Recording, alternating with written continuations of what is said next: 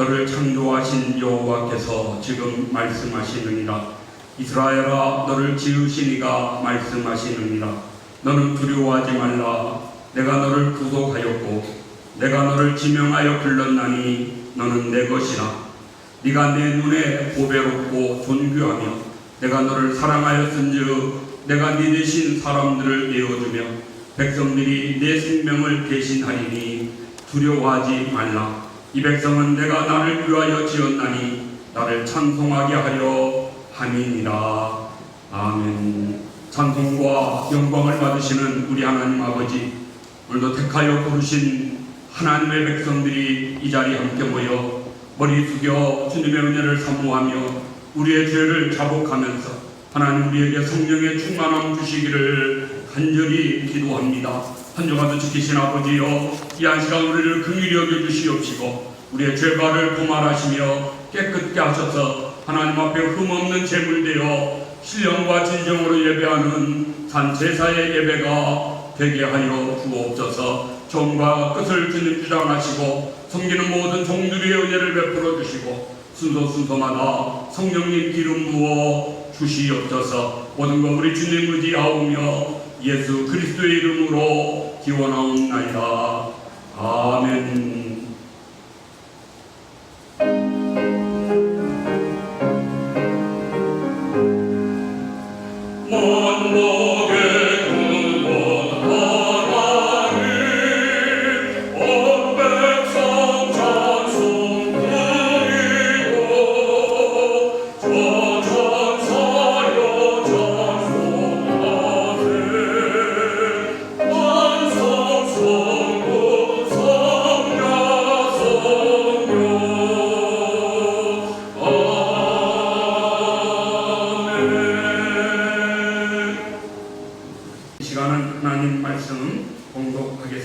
느헤미야서 5장 14절로 19절의 말씀을 봉독하겠습니다. 느헤미야서 5장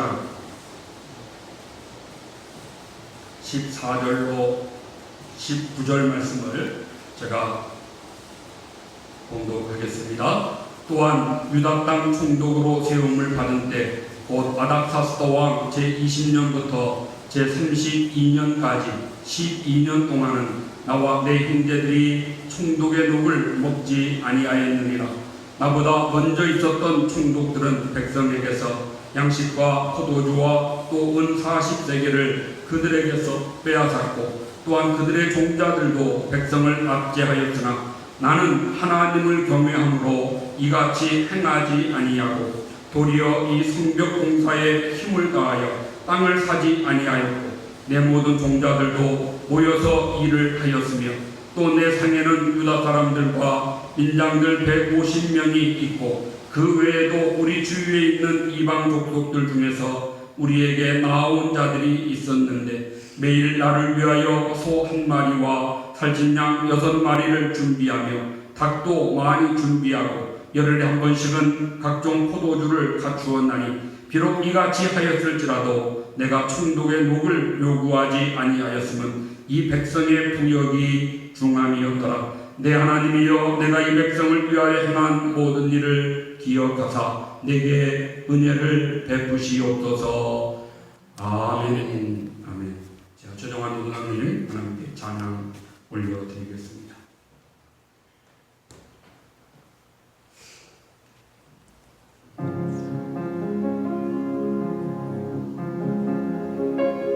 Our Father,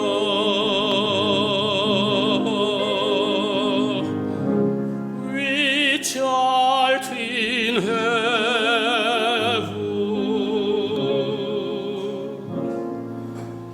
hallowed be thy name.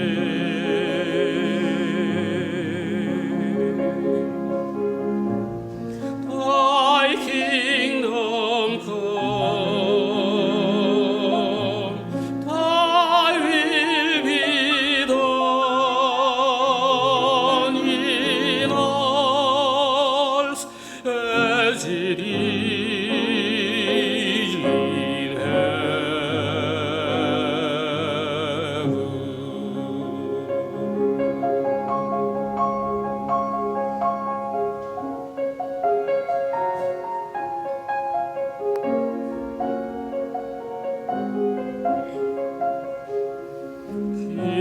us this day our daily bread, and forgive us our debts, as we forgive our debtors.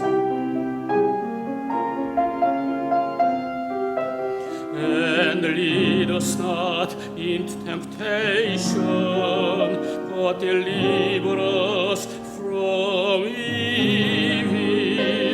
For thine is the kingdom, and the power, and the glory,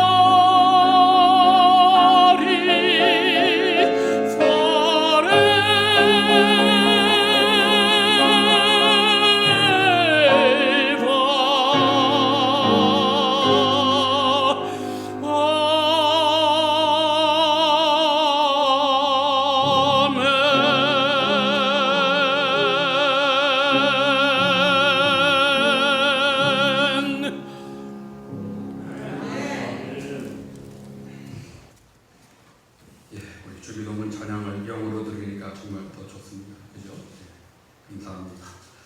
우리 옆에 계신 분들과 한 분 더 같이 은혜 받읍시다. 한번 인사합시다. 은혜 받읍시다. 네, 오늘 잘 오셨습니다. 은혜 받읍시다. 여러분 하나님 축복이 우리와 함께 하시길 바랍니다. 네, 오늘 말씀의 제목은 느헤미야의 리더십, 느헤미야의 리더십이라는 제목으로 함께 은혜를 나누겠습니다. 30주 우리가 성경 통독 팬데믹 기간 동안 함께 말씀을 읽기를 바라면서 같이 시작해서 이제 거의 반 이제 다다르고 있습니다. 이번 주로 지난주로 사실은 구약의 역사에 관한 모든 말씀이 우리가 끝이 났습니다. 구약 역사서 하면은 여호수아서부터 시작해서 에스더서까지 12권의 책을 구약의 역사를 기록한 책이라 이야기하는데요. 그 12권의 구약 역사에 관한 책 가운데 가장 마지막 시대의 책이 오늘 함께 나눌 느헤미야서, 그리고 그전 에스라와 에스더서, 에스라, 느헤미야, 에스더 이 세 권이 구약 역사의 가장 마지막 시대의 책이라고 할 수 있습니다. 이 시대에 같이 활동했던 선지자들은 학개, 스가랴, 말라기 이런 세 명의 선지자가 또한 구약 역사의 가장 마지막 시대에 활동했던 그런 선지자라고 우리가 알고 있습니다. BC 450년을 전후해서 이들이 활동하고, 그리고 이들 이후의 역사는 성경은 기록하지 않습니다. 하나님이 침묵하시는 것입니다. 400년의 긴 세월을 하나님은 침묵하시고 이제 마침내 때가 되었을 때 세례 요한이 역사 위에 등장해서 천국이 갖고 왔느니라 회개하라고 내 뒤에 오실 메시아를 선포하는 것을 우리가 신약의 시작으로 그렇게 볼 수가 있습니다. 약속대로 예수님이 오심으로 새로운 시대, 하나님이 약속하신 새 시대가 열려지는 신약의 시대가 시작되었던 것입니다. 그리고 오늘 우리가 함께 나누는 말씀은 구약 역사에서 가장 마지막 시대의 이야기입니다. BC 450년을 전후해서 예루살렘과, 그리고 그 당시 세계를, 중동 지역을 제패하고 있던 이 바사, 우리의 표현으로는 페르시아죠. 페르시아의 수도에서 벌어지는 일들을 이 세 권의 역사서가 우리에게 가르쳐주고 있는데요. 그 중에서 느헤미야서의 말씀 중에 리더십이라고 하는 주제를 가지고 오늘 함께 말씀을 나누도록 그렇게 하겠습니다. 먼저 느헤미야가 누구인가? 그는 페르시아 왕 아닥사스다라고 하는 사람의 술관원이었다고 그렇게 1장에 설명하고 있습니다. 왕이 먹는 음식과 술을 먼저 시음하여 독이 들어있지 않는지 확인하는 그런 어떤 직책이 술관원이었다. 우리가 그렇게 생각해 보면 왕이 가장 믿을 수 있는 사람, 그렇죠. 신복 중에 신복을 바로 이 직분을 주는 것입니다. 오늘날로 표현하자면 글쎄요, 한 대통령 경호실장 되지 않겠습니까? 그리고 느헤미야는 당시 건축가라고 이야기할 수 있습니다. 예루살렘 성의 벽이 무너져서 허물어져 있을 때에 예루살렘에 가서 그 무너진 예루살렘 성벽을 52일 만에 거의 2달 안 되는 그 시간 동안 그 일에 집중해서 무너진 성벽을 쌓는 일에 성공했던 지도자가 바로 느헤미야입니다. 그 일을 건축을 설계하고 모든 물자를 준비하고 그리고 인부들을 동원해서 그 일을 이루었던 정말 오늘날로 말하면 위대한 건축가가 바로 느헤미야라고 이야기할 수 있습니다. 또 하나 느헤미야는 이스라엘의 정치가 당시 백성들에 의해서 총독으로 선출되고 그리고 그들 가운데 법과 질서를 확립하고 또한 무너진 신앙을 저들 안에 다시 세우는 이런 개혁과 부흥을 이루었던 정치적으로 영적으로 훌륭한 지도자가 바로 느헤미야라고 이야기할 수 있습니다. 어떻게 보면 세 가지 다 각기 다른 일 아니겠습니까? 술관원, 건축과 정치가 전혀 관련이 없는 세 가지 일에 모두 성공적인 그런 결실을 가졌던 지도자가 바로 느헤미야였습니다. 그러기에 그의 생애는 성공적인 크리스찬의 리더십을 보여주는 아주 훌륭한 사람이라고 말씀할 수 있습니다. 오늘 우리들이 그의 지도력에 관한 리더십에 관한 철학과 원리를 담은 그의 자서전인 느헤미야서의 말씀을 통해서 우리가 성공적인 크리스찬의 리더가 되기 위한 우리가 가져야 될 자세나 역할이나 모범이 무엇일까 함께 생각해보는 그런 시간이 되어야 하겠습니다. 여러분, 우리가 리더십, 지도력이라는 말을 많이 쓰는데요. 리더십이 무엇이라고 생각하십니까? 리더십에 관한 얼마나 많은 책들이 세상에 나와 있는지 모릅니다. 제가 말씀을 준비하면서도 제 책꽂이에 있는 여러 권의 책을 꺼내서 다시 한번 리뷰해 봤는데요. 뭐 딱 이거다라고 그렇게 정의하기는 어렵습니다만 제가 볼 때 가장 쉽게 정의할 수 있는 것이 리더십은 이 지도력은 영향력이다. 영향을 끼치는 힘, 사람들에게 영향을 미치는 그런 파워가 그것이 리더십이라고 설명할 수 있겠습니다. 내가 어떤 사람에게 영향력을 행사할 수 있다면 나는 그 사람을 지도하는 사람입니다. 그러나 내가 그 사람에게 영향력을 행사할 수 없다면 그 사람은 내 지도를 받지 않는 것입니다. 내가 영향력을 행사할 수 있는 그 안에서 내가 그 사람을 지도할 수 있는 것입니다. 지도력, 리더십은 영향력이라고 말씀할 수 있겠습니다. 해리 트루만 전 미국 대통령은 이런 말을 했습니다. 지도자란 사람들로 하여금 하고 싶지 않은 일을 하게 하고 나아가 그 일을 좋아하도록 만들 수 있는 사람이 지도자다, 리더라고 이야기했습니다. 내가 하고 싶지 않은 일도 하게 만들고 좋아하지 않는 일인데도 그것을 좋아하게끔 만들 수 있는 그런 능력을 가진 사람이 리더라는 것입니다.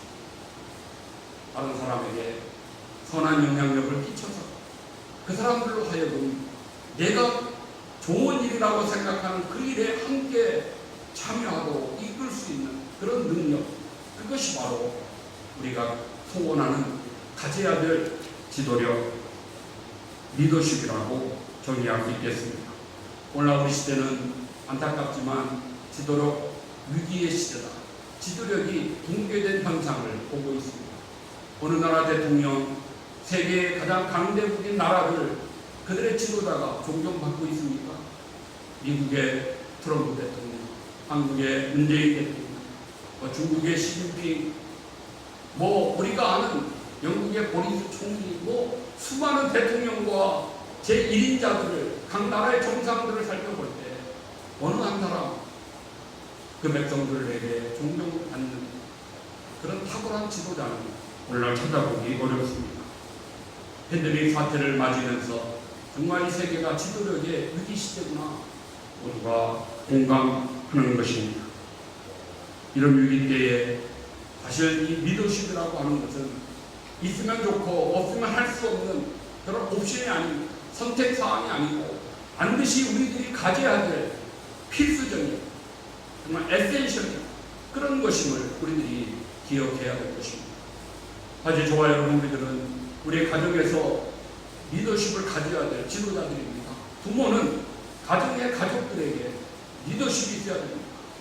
자녀들이 원치 않더라도 부모가 리더십을 발휘해서 영향력을 끼쳐서 자녀들을 선한 길로 의의 길로 하나님 기뻐하시는 삶으로 인도해야 될 책임이 우리 부모들에게 있기에 우리 부모는 리더입니다.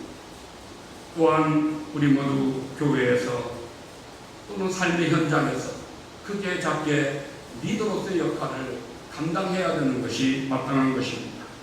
그렇다면 우리 모두가 오늘 느헤미야의 리더십을 한번 살펴보면서 우리 모두 선한 영향력을 우리 주변의 사람들에게 끼쳐서 저들을 하나님 기뻐하시는 바른 길로 인도할 수 있는 그런 참된 지도자가 되어야 하겠습니다.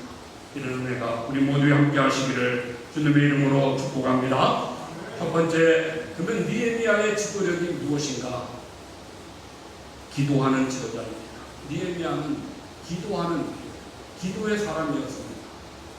기도의 리더십을 가진 가장 뛰어난 인물이 느헤미야라고 말씀할 수 있습니다. 느헤미야 1장을 보면은 오늘날 동생으로부터 예루살렘의 소식을 듣습니다. 벌써 이들은 포로로 끌려온 지 한 5세, 6세 되는 나이입니다. 포로 시작한 지 150년이 지났습니다. 이미 자기 고국, 그 예루살렘을 사실 한 번도 가본 적도 없는 사람들이 이들입니다. 동생이 다녀왔습니다. 갔다 와서 하는 말이 형, 예루살렘을 가보니 정말 한마디로 엉망, 성벽은 다 허물어져 있고 성문은 불탄 채 그냥 버려져 있고 백성들은 너무 불쌍히 살고 있다고 그 소식을 듣자마자 1장 4절에 내가 이 말을 듣고 앉아서 울고 수일 동안 슬퍼하며 하늘의 하나님 앞에 금식하며 기도하였다. 그 예루살렘의 소식을 그 안타까운 소식을 들은 느헤미야가 가장 먼저 보이는 반응 하나님 앞에 울고 눈물로 금식하며 기도하는 것이었음을 성경이 우리에게 증거합니다. 계속해서 느헤미야서에는 느헤미야가 기도했다. 우리 주 하나님이여 주여 하나님 앞에 부르짖어 기도하는 기도의 내용들이 매 장마다 빠지지 않고 기록되어 있습니다. 제가 한번 세워봤더니 11번 기도의 말씀이 느헤미야의 기도의 말씀이 느헤미야서에 담겨 있습니다. 이것은 느헤미야가 정말 기도의 사람이었다고 하는 것을 우리에게 확실하게 증명하는 거죠. 여러분, 기도의 사람은요, 문제가 발생하면 먼저 무릎을 꿇는 것입니다. 문제 앞에 기도하는 그 사람이 사실 기도의 사람입니다. 보통 사람은 어떻게 합니까? 문제가 발생하면요, 원망하기 시작하고 불평부터 하고 남을 비난하고 왜 이런 일이 누가 잘못해서 이렇게 하는 것이 보통 사람들의 일반적인 문제죠. 기도의 사람은 문제 앞에 그런 불평과 원망과 비난이 아니라 먼저 하나님 앞에 무릎을 꿇어 그 문제를 하나님 앞에 가지고 나아가는 사람, 이게 기도하는 지도자의 가장 중요한 덕목이라고 생각할 수 있습니다. 또한 뭘 말하고 뭘 행동하기 전에 먼저 앞서 기도하는 것, 이게 중요하죠. 느헤미야는 그랬습니다. 왕 앞에 이야기할 때 그 앞에서 크게 기도할 수 없죠. 성경은 뭐라고 증거합니까? 잠시 묵도하고 왕이 뭘 물었을 때 답을 해야 될, 말해야 될 때 그냥 말하기보다 먼저 하나님께 잠시 마음속으로 기도하고 묵도하고 그리고 왕이시여 이렇게 대답하는 느헤미야를 볼 수 있는 것입니다. 말하기 전에, 행동하기 전에 먼저 하나님 앞에 기도하는 것입니다. 그렇게 기도하니 마음에 갖고 있던 그냥 꿈이, 소원이 변하여 비전이 되는 것입니다. 예루살렘 성이 무너지고 성벽이 무너지고 성문이 불타있다는 그 도시 앞에 저걸 어떡하나? 저걸 세워져야 되는데 꿈같은 소리죠. 그런데 기도했더니 그것이 내가 해야 되겠구나 라고 하는 비전으로 바뀌어지는 것입니다. 그것이 더 확실해집니다. 기도할수록 그것에 대한 확신 속에 더 구체적인 방향으로 업그레이드 되는 것을 우리가 느헤미야서의 말씀 속에서 확인할 수 있습니다. 무엇보다 기도의 가장 우선권을 두는 것이 기도하는 지도자의 모습입니다. 기도는 문제를 하나님께 맡기고 나는 잠시 기다리는 것입니다. 하나님 어떻게 하시겠지? 잠시 기다리는 것입니다. 기도하면 문제가 무엇인지 핵심을 좀 더 분명하게 볼 수 있도록 하나님이 지혜를 주십니다.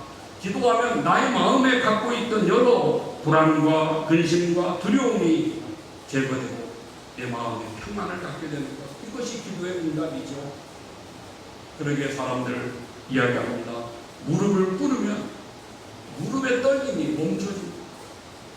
무릎을 꿇기 전에는 불안했고 두려워서 그 공포심 때문에 덜덜덜 떨면서 무릎을 꿇었죠. 무릎을 꿇고 기도하니 내 떨리던 무릎이 스탑되는 것입니다. 멈춰지는 것입니다. 기도하면 하나님을 더 깊이 신뢰하고 우리의 마음에 성령님이 그런 감동의 역사를 주십니다. 그러니까 지도자는, 성경적인 크리스찬 지도자는 먼저 무엇보다 우선 기도하는 종이 되어야 하는 것입니다. 두 번째로 느헤미야의 리더십은 무엇인가? 그는 준비하는 지도자였습니다. 성실함으로 계획하는, 준비하는 그런 지도자의 모습을 우리가 찾을 수 있습니다. 우리가 이 장을 보면은 거의 4달 이상 느헤미야가 하나님 앞에 그 문제를 가지고 기도하는 가운데 그냥 기도만 하며 있는 것이 아니고요, 마음으로 성실하게 준비합니다. 뭘 해야 될지 나름 계획을 갖는 거죠. 우리가 여기서 두 가지를 주목해야 되는데, 하나는 그가 가지고 있던 자기 직분과 직무에 성실함으로 충실했다는 것입니다. 말씀드린 대로 그는 왕의 술 관원이었습니다. 기도한다고 뭐가 당장 바뀌어지고 뭔 큰일이 당장 일어나는 것은 아니지만, 그러기 위해 그는 꾸준히 자기 하던 일, 그 술 관원의 직분을 그대로 잘 감당했다는 것입니다. 그렇게 성실하게 직무를 수행하는 가운데 예루살렘 성을 재건할 수 있는 기회가, 그의 소원을 이룰 수 있는 그런 기회가 그에게 주어집니다. 왕이 그를 보고 먼저 내 마음의 소원이 뭐냐고 묻습니다. 그때를 놓치지 않고 그 타이밍에 느헤미야는 묵도하고, 그리고 그동안 자기가 마음에 계획했던 소원들을 왕에게 다 이야기합니다. 내가 예루살렘에 다녀오고 싶습니다. 얼마 정도 기한이면 올 수 있습니다. 내가 성을 건축하고 싶은데 이러이러한 물자가 필요합니다. 왕이시여, 주변의 여러 나라들의 왕이 조서를 내려주셔서 그들로 하여금 우리 애를 돕도록 그렇게 좀 허락해달라고, 뭐 이런저런 그가 준비했던 내용들을 다 왕에게 설명하면서 왕의 허락을 구하는 것을 볼 수가 있습니다. 만약 느헤미야가 소원이 있지만 기도만 하고 준비하지 않았을 때, 왕이 그렇게 묻지도 않겠지만 만약 물었다고 한들 뭐라고 대답하겠습니까? 그냥 내가 이런 마음의 소원이 있습니다라고 밖에 이야기할 수 없을 것입니다. 그런데 느헤미야는 준비되어 있었고 그 기회를 놓치지 않고 내가 다녀오도록 허락해 주시고, 이런 것들을 허락해 주시고, 이런 필요를 채워주시고, 이렇게 도와달라고 왕에게 요청하고 왕의 허락을 받아 예루살렘으로 출발하게 되는 것을 볼 수가 있습니다. 사랑하는 성도 여러분, 우리는 로마서 14장 18절 말씀을 언제나 기억해야 됩니다. 그리스도를 섬기는 자는 하나님께 기뻐하심을 받으며 사람에게도 칭찬을 받으며, 그리스도를 섬기는 자는 하나님께 기쁨이 되고 사람에게도 칭찬이 되어야 한다는 것입니다. 우리가 세상 사람들과 함께 어울려 직장 생활하고 사회생활하는데 그들에게 본의 안 되고 덕이 안 되면 누가 욕을 먹습니까? 요즘 한국에 참 이 어려운 사태에 교회가 얼마나 욕을 먹고 있습니까? 성도들이 얼마나 욕을 먹고 있습니까? 몇 사람이 좀 지켜주면 될 일을 지켜주지 않아가지고 비난의 화살이 뭐 옳고 그름을 우리는 판단할 수 없겠습니다만 분명히 비난의 화살이 교회에 향해져서 전도의 문이 막히는 것만은 틀림없는 현실입니다. 믿음을 핑계하고 하나님을 핑계하면서 자기의 직분과 자기 맡은 일에 불성실한 그것은 예수님이 말씀하신 고르반이죠. 자식이 부모에게 효도해야 되는데 효도하라고 요구하는 부모 앞에 자식이 내가 하나님 앞에 다해서 부모님께 드릴 것이 없습니다. 고르반. 예수님이 얼마나 무섭게 책망하셨습니까? 또 하나 그는 기도하면서 자기의 비전을 이룰 수 있는 구체적인 계획을 세우고 준비했음을 우리가 주목해야 됩니다. 왕의 질문에 대답할 수 있도록 그의 머릿속에는 청사진이 이미 그려져 있었습니다. 어느 정도의 기한이 어느 정도의 예산이 뭐 이런 모든 계획하는 수고를 그는 열심히 했던 것입니다. 하나님은 기도하며 동시에 준비된 자를 사용하십니다. 이것은 성경이 증거하고 역사가 분명히 증거합니다. 내게 기회가 주어져도 준비되어 있지 않으면 기회는 따라갈 수밖에 없습니다. 그래서 그리스 신화의 기회의 신의 모습이 어떤 줄 아십니까? 뒷머리가 대머리입니다. 그리스 신화에서 기회의 신의 모습은 뒷머리가 없어요. 버스가 지나간 뒤에 아무리 손 들어봤죠. 이미 지나갔는데 뒷머리를 잡으려고 해봤자 뒷머리가 없기 때문에 떠나간 기회는 내 것이 될 수 없다는 것. 오늘 니에미야는 준비되었습니다. 훌륭한 지도자, 탁월한 리더십을 계획하고 준비하는 일에 성실한 사람, 바로 그것이 탁월한 지도자의 모습입니다. 세 번째, 니에미야의 리더십 무엇인가? 함께 동역하는 지도자였음을 우리가 보게 됩니다. 함께 동역합니다. 왕의 허락을 받고 니에미야가 예루살렘에 도착하고 3일 밤을 순찰합니다. 밤마다 나가서 이리저리 둘러봅니다. 왜 둘러봤을까요? 자기가 그 페르시아에서 머릿속에 궁리하고 그렸던 블루프린트가 그 청사진이 정말 그대로 맞아 들어가는지를 확인하는 것입니다.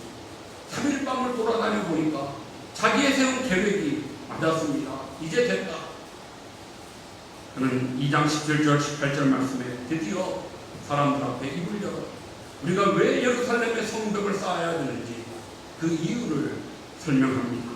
그때 그 말씀을 보면 세 가지를 강조합니다. 하나는 우리를 강조합니다. 내가 하는 것이 아니고 우리가 해야 할 일이라는 것입니다. 두 번째로 오늘에 이르기까지 여호와의 선한 손이 도우셨다는 것을 강조합니다. 간증하는 거죠. 내가 이 자리에 이렇게 오기까지 하나님의 선한 손이 역사하셨다고 말씀합니다.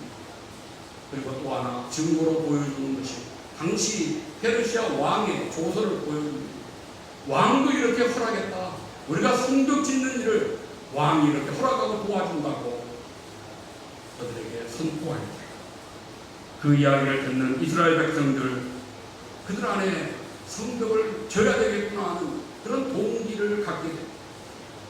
결과 저들이 우리가 일어나 함께 건축하자고 그렇게 모두 힘을 내었다고 2장 마지막이 증거하고 있습니다. 3장의 말씀 가면요, 그 예루살렘 성벽을 건축하는 그 모습 속에서 이름이 75명이 나옵니다. 우리는 그 이름 다 알 수 없죠. 또 여러 가지 직업이 15가지 직업 이상이 소개되고 있습니다. 무슨 말이에요? 예루살렘 성벽을 건축함에 니에미야 혼자의 힘으로 된 것이 아니고 15개 이상의 직업을 가진 75명 이상의 대표들이 함께 힘을 합해서 그 놀라운 일을 52일 만에 끝마칠 수 있었다. 이것을 우리에게 설명하는 말씀이 3장의 내용입니다. 니에미야가 위대한 사람인 것은 그가 무엇보다도 다른 사람들로 하여금 하나님이 기뻐하시는 그 일에 동참하도록 독려할 수 있는 능력이 있었기 때문에 처음에 말씀드린 대로 영향력을 끼칠 수 있는, 자기가 하고 싶고 해야 될 그 일을 다른 사람들과 함께 할 수 있는 능력을 그가 가졌고, 그는 그 점에서 엑셀런트한 것이고 그 점에서 탁월했던 능력의 사람, 탁월한 지도자가 되었습니다. 우리가 주변에서 똑똑하다고 하는 사람들 많이 보지요. 그런데 그분들에게 일을 맡겨보면 작은 일은 잘하지만 큰 일을 맡기면 감당하지 못하는 것. 그 이유가 무엇입니까? 혼자서 하려고 하기 때문에. 작은 일은 혼자 살 수 있지만 큰 일은 혼자 할 수 없는 것입니다. 진짜 능력 있는 사람은 혼자서 온갖 일을 감당하는 사람이 아니고 다른 사람들을 격려해서 그들과 함께 협력하는 사람, 그들이 정말 지도자요, 그들이 하나님께 쓰임받는 믿음의 사람입니다. 사도 바울이 로마서 16장에 31명의 이름을 쭉 기록하고 있습니다. 베베부터 시작해서 브리스길라, 아굴라, 여러 우리들이 알지 못하는 사람들이 이렇게 쭉 기록되어 있습니다. 그들이 누굽니까? 로마 교회를 세우는데 동역했던 사람들. 로마에 하나님의 복음이 전파되고 교회가 세워져서 그곳에서 주의 사역 감당할 때 바울 혼자 하는 것이 아니고 그들과 함께 그들이 있었기에 가능할 수 있었다고 하는 것을 보여주는 것입니다. 함께 동력하는 것, 크리스찬 리더십에서 없어서는 안 되는 중요한 일입니다. 이제 네 번째 마지막입니다. 느헤미야 리더십이 무엇인가? 반대나 어려움을 극복하는 지도자였습니다. 반대와 어려움을 극복했습니다. 느헤미야가 예루살렘 성벽을 건축할 때 그냥 쉽고 그냥 평등하게 그냥 저절로 모든 일이 척척 그렇게 진행된 것 결코 아니었습니다. 우리가 내부 외환이나 안에도 염려가 있고 밖으로도 환란이 있다는 말을 하죠. 느헤미야가 예루살렘 성벽 건축할 때 정말 내부 외환이었습니다. 반대가 심했습니다. 사람들이 주변 이웃들이 비난하고 모함했습니다. 유언비어를 퍼뜨렸습니다. 오늘날 카더라, 그런 카더라처럼 없는 말을 만들어서 모함했습니다. 그걸 안 되니까 위협하고 협박합니다. 군사를 동원해서 저들이 쌓아놓은 성을 무너뜨리려고 합니다. 그런 것을 보면서 백성들이 낙심하기 시작합니다. 건축할 때 처음 시작은 아주 열심으로 시작했는데 힘에 부치지요. 주변의 사람들이 비난하고 협박하지요. 그러니까 희망이 없어지고 우리가 이것을 끝까지 지을 수 있을까? 확신이 흔들리니까 저들 안에 낙심과 포기가 있게 됩니다. 더욱이 재정까지, 경제적인 문제까지 저들에게 더해지는 것입니다. 이런 많은 반대와 어려움 속에서도 느헤미야가 보인 리더십은 끊임없이 하던 일을 중단하지 않고 기도하면서 계속 진행하는 것이 느헤미야의 리더십입니다. 공격해 오니까 파수꾼을 세워서 주야로 관계합니다. 그리고 일꾼들을 나누어서 어떤 사람들은 파수꾼으로, 어떤 사람은 일꾼으로, 또 일하는 사람들도 한 손에는 삽을 들고 한 손에는 병기를 들고 그럼에도 일을 계속하는 것입니다. 느헤미야는 끊임없이 용기를 줍니다. 격려합니다. 그런데 백성들의 재정에 불만이 있습니다. 곡식이 없어서 식구들을 먹여 살리기 어렵습니다. 흉년이 겹쳐집니다. 이 파사 페르시아에 세금 조공을 바쳐야 되니까 세금이 더 날마다 많아집니다. 물가는 인플레이션 됩니다. 물가가 비싸집니다. 못 살겠다. 그러면서 자기 자식들을 노예로 파는 상황까지 이르게 됩니다. 그때 저들에게 있던 가장 큰 불평이 뭐였습니까? 민장들, 다시 말해 일반 지도자들, 저들이 그 어려운 백성들에게 돈을 빌려주고 고리대금을 받는 것입니다. 어려운데 그 비싼 이자까지 물어야 되니 저들이 더 힘든 지경에 처하게 됩니다. 오늘 보자 우리가 함께 읽은 말씀은 이런 상황에 처했을 때 느헤미야가 보여주는 훌륭한 모범입니다. 먼저 그는 크게 분노했습니다. 화를 냈습니다. 어찌 이런 일이 있을 수 있냐고 의로운 분노를 그 안에서 품어냈습니다. 하나님이 싫어하시는 죄악입니다. 그 의로운 분노로 당시의 민장들과 그 지도자들을 책망했습니다. 분노하고 그리고 다음 대안을 제시했습니다. 이자를 갚지 말아가고 땅과 집을 돌려주라고, 이미 받은 이자까지라도 다시 돌려주라고 이야기합니다. 우리는 형제를 섬겨야 된다. 희생하고 포기할 것을 이야기하는 것이 말로만 믿는 것이 아니고 믿음의 행동이 구체적인 변화로 보여져야 되는 것. 이것이 느헤미야가 제시하는 대안이었습니다. 마지막 또 하나 방법은 그가 스스로 모범을 보입니다. 모범이 따를 때에 그가 진짜 모범이 보여질 때 설득력이 있죠. 설득력 있는 권위가 더 영향력을 끼칠 수 있지 않습니까? 느헤미야 말씀해 보니까 자기가 총독으로 12년 동안 있는 동안 한 번도 그 월급을 받지 않았다고 정말 무급으로 봉사해보라고 이야기합니다. 두 번째로 그는 이전의 이 총독들은 뭔가 남의 것을 빼앗고 자신들의 부를 축적했는데 그러면서 이것은 그냥 의당하는 일로 관행적으로 하던 그런 일들을 느헤미야는 하지 않았다고 이야기합니다. 땅을 사서 땅값이 떨어졌을 때 땅을 사서 그것으로 재산을 모아가는 그런 일들 나는 하지 않았다고 그렇게 느헤미야가 이야기합니다. 또 놀라운 것은 자신의 권리를 총독으로서 가져야 월급 의당 다른 총독들 했던 그런 관행들 권리를 포기하는 것을 끝나는 것이 아니고 스스로 자신의 것을 내어놓는 희생을 감수합니다. 그의 집에는 늘 사람이 들끓었습니다. 자신의 집을 오픈해서 사람들을 대접했습니다. 여러 지방에서 온 사람들 그들을 다 먹여 살렸다는 것입니다. 얼마나 많은 것이 들었는가. 매일 소 한 마리, 양 6마리, 닭도 수많은 것, 각종 포도 이런 것들을 매일같이 준비해서 자기 집에 찾아오는 저들을 대접했다.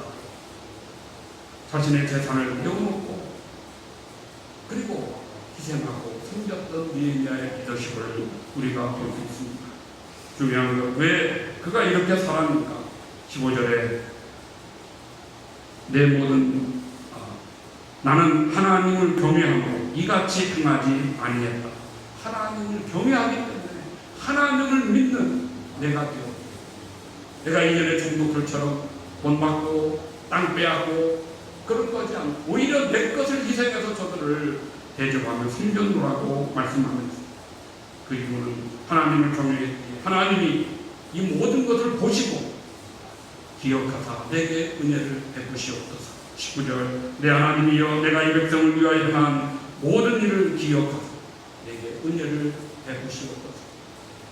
하나님은 보시고 하나님은 아시고 하나님은 기억하셔서 우리에게 더 귀하고 더 좋은 것으로 보상하시고 축복하심을 저는 믿었다. 오늘 섬기고 희생하면서 이런 지도력의 모범을 보이는 느헤미야를 보게 됩니다. 이제 말씀의 결론을 드립니다. 우리 그리스도인들, 우리 성도들의 리더십에 가장 중요한 것은 희생과 섬김입니다. 자원하여 희생하는 것은 포기하는 것이 아니고요, 내려놓는 거죠. 우리 그리스도인들은 내려놓는 것이 익숙해야 합니다. 예수님의 리더십도 바로 이런 내려놓는 리더십이죠. 이게 성경적인 리더십입니다. 주님은 우리에게 말씀합니다. 너희 중에 큰 자가 되기를 원하느냐? 섬기는 자가 되라. 너희 중에 으뜸이 되기를 원하느냐? 먼저 종이 되라. 내가 그랬다. 내가 너희들을 섬기기 위해서 이 땅에 왔다. 마가복음 10장 45절 말씀에 나는 섬김을 받으려 함이 아니고 도리어 섬기기 위함이다. 내 목숨을 많은 사람을 위하여 대속물로 주기 위하여 이 땅에 완고라고 주님이 말씀하시는 것입니다. 요한복음 12장 24절에 하나님의 일하이 땅에 떨어져 죽지 아니하면 하나의 그대로 죽으면 많은 열매를 맺는다. 죽지 아니하면 그대로 있지만 죽으면 희생하면 섬기면 희생에 따른 많은 열매를 결실을 얻게 되는 느헤미야가 썩어지는 미랄이 되었습니다. 그래서 예루살렘에 성벽이 쌓아졌습니다. 예수님이 썩어지는 미랄이 되었습니다. 그래서 오늘 저와 여러분 우리가 생명을 얻었습니다. 구원의 복을 누리는 것입니다. 그렇다면 이제 우리도 죄에서 무너진 폐허를 발견합니다. 신앙이 무너졌죠. 오늘날 많은 교회들의 예배가 무너지고 있습니다. 가정이 무너지고 이 사회의 도덕이 무너지는 이런 사회 속에서 오늘 저 여러분, 우리가 이런 리더십을 다시 우리 안에 세워서 무너진 것들을 다시 세워야 되는 사명, 우리 모두가 감당해야 될 것입니다.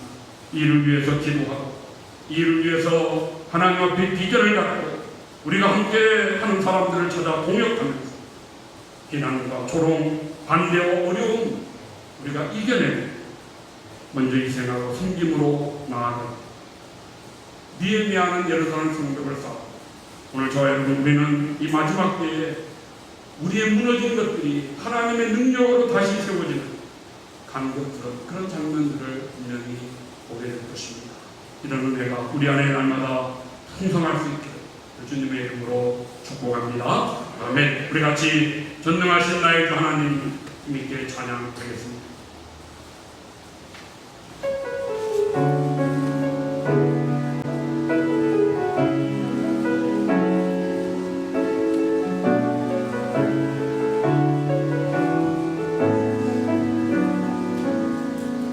전능하신 나의 주 하나님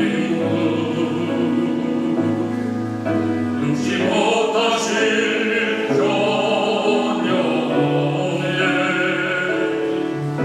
우리의 모든 간구도 우리의 모든 생각도 우리의 모든 꿈과 모든 소망도 진실하신 나의 주 하나님은 우리의 모든 괴로움 바꿀 수 있네.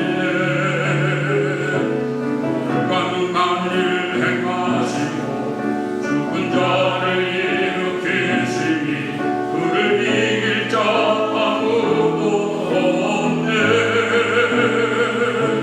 주의 말씀을 의지하여 깊은 곳에 금을 던져 오늘 그가 놀라운 일을 이루시는도다. 주의 말씀 의지하여 믿음으로 금을 던져 믿는 자에게 능치 못하고 우리 일어나서 한 번 더 찬양합니다. 기도 올리옵나이다. 아멘. 이제는 우리 구주 예수 그리스도의 은혜와 하나님 아버지의 사랑하심과 성령님의 교통하심, 오늘도 주의 전에 올라 믿음으로 경배하며 하나님 앞에 무릎 꿇어 기도하며 탁월한 리더십으로 이 시대 하나님이 사용하시는 사람 되기를 소망하며 다짐하며 결단하는 사랑하는 모든 성도들 심령 위에, 가정 위에, 자녀들 위해, 생업 위에, 기도하는 모든 제목들 위해 핏값으로 사고 세우신 주님의 몸된 교회 위에 이제로 영원토록 함께 있을지어다. 아멘.